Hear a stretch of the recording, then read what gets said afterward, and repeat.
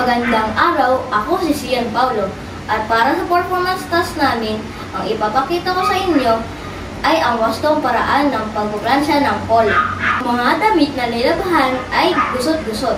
Upang maging maayos itong tingnan, kailangan natin itong plansyahin. Ang pamamalansya ay isang paraan sa pangangalaga ng damit. Una, ihanda ang mga kagamitan na gagamitin gaya ng plansya, kabayo, damit, at hanger. Tiyaking malinis ang sapin ng plansyahan. Tiyaking malinis din ang plansya at walang nakadikit na anuman o kalawang. Ilagay sa tamang temperatura ang kontrol ng plansya ayon sa uri ng damit na plansyahin. Padaganan ng ilang beses ang kabayo ng plansya o plansyahan upang malaman kung sapat ang init nito. Tara, simulan na natin. Unahin plansyahin ang kwelyo sa likuran at unahan.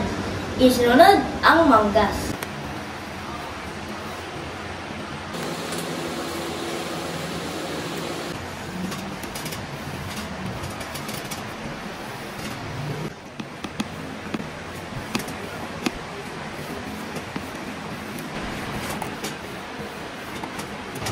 Plansyahin ang bahagi ng balikat sa likuran at harapan ng polo.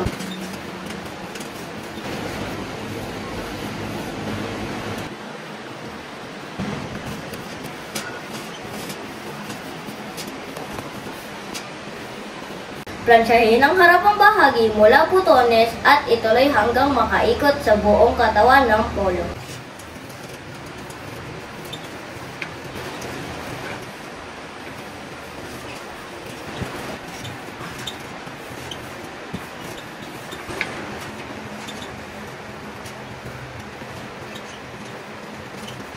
Isara ang unang dalawang putones sa bahagi ng leg at ihanger ng maayos.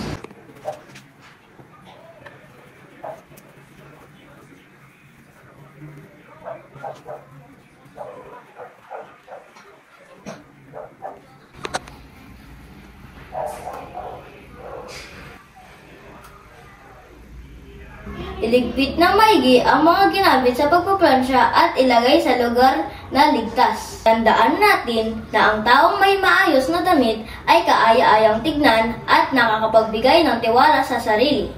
Yun lamang po. Salamat!